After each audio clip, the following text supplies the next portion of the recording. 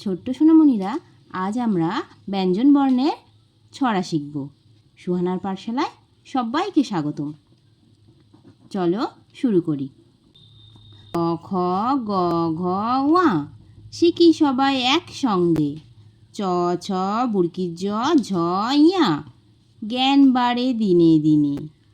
ট ঠ ড ঢ মূর্ধন্য, পড়ি সবাই সারাক্ষণ।